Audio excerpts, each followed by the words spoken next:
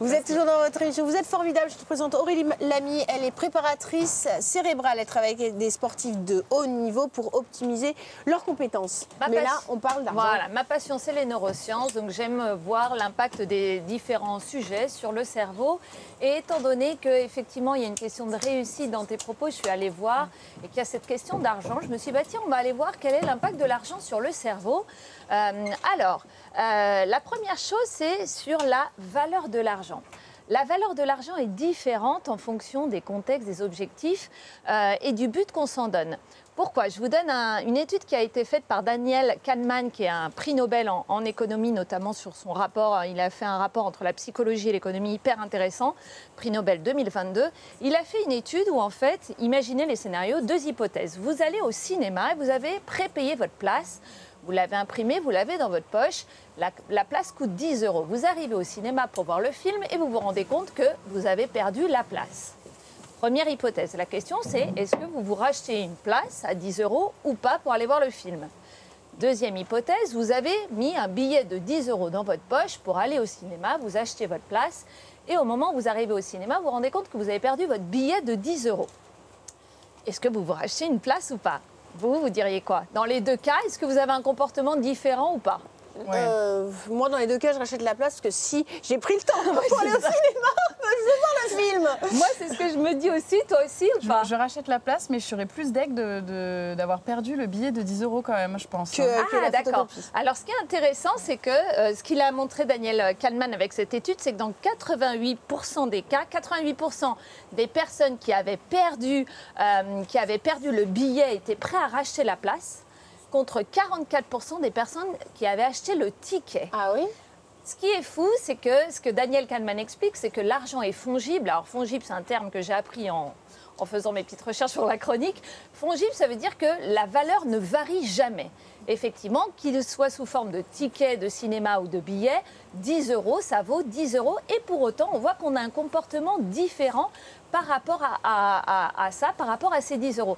C'est d'ailleurs ce qui explique que quand on vous donne des étrennes gratuits comme ça pour Noël, eh bien, vous allez plus facilement les dépenser que si vous avez travaillé pour gagner ces étrennes, alors qu'au final, eh bien, l'argent a le même coût, donc la même valeur. Donc, on voit bien qu'en fonction de ce qu'on veut en faire, on va attribuer à l'argent une valeur différente et donc un coût différent.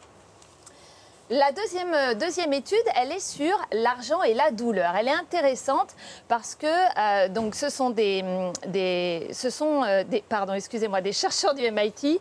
J'ai plusieurs études, donc je cherchais laquelle c'était. Des chercheurs du MIT qui ont mis en vente des billets pour un événement sportif, mais en vente aux enchères. Ce dont ils se sont rendus compte, c'est que les personnes qui payaient en carte bleue étaient prêtes à payer 2 fois plus cher la place que les personnes qui payaient en espèces. Pourquoi? Eh bien parce que la carte payée d'abord, sortir de l'argent a un coût, il génère même une douleur dans le cerveau. Le payer avec de l'espèce va générer de la douleur au même titre que de la douleur physique, ça va activer les mêmes zones cérébrales ou qu'une rupture sentimentale. La petite anecdote, je sais il ne va pas être content, il m'écoute, mon fils, il avait réuni 35 €, il était fan de peluche et était petit. Il va acheter une peluche à 35 €, il dépense tout son argent. La peluche de ses rêves. On sort du magasin, il fond en larmes. Il venait de dépenser tout son argent. Il sentait la douleur. Ça fait la même chose chez les êtres humains.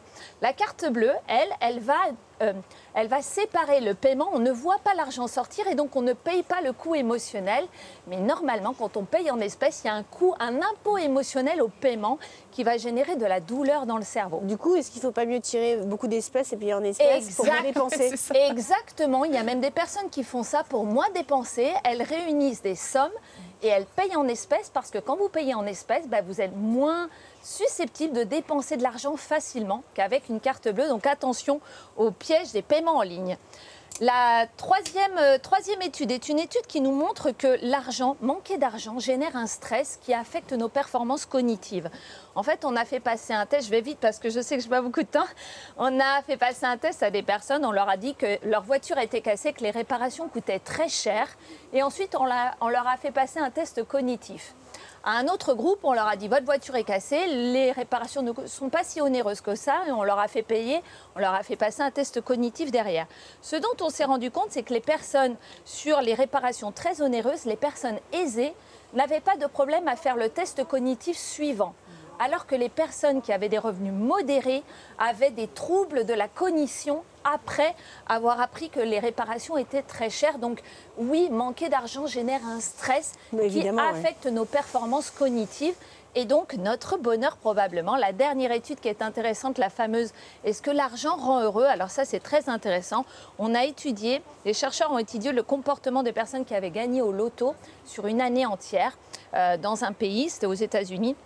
Et donc, du coup, ils se sont rendus compte que, effectivement, le gain d'argent allait augmenter le bonheur. Mais pourquoi? Ce dont ils se sont rendus compte, c'est pas l'intensité du bonheur qu'ils pouvaient se payer avec l'argent, mais c'est la récurrence. Et ils se sont rendus compte, c'est pas tellement la récurrence, ils se sont rendus compte c'était la différence de nature des plaisirs qui impactait beaucoup. Ce dont ils se sont rendus compte, c'est que les personnes qui avaient des revenus modérés, avaient des plaisirs passifs, regarder la télé, surfer sur les réseaux sociaux, alors que les personnes qui avaient beaucoup d'argent avaient plutôt des plaisirs actifs, comme aller au cinéma, aller au restaurant, voyager, etc. La bonne nouvelle, c'est que même si l'argent rend un peu plus heureux, eh bien, à partir du moment où on a des plaisirs actifs, on peut être heureux sans argent.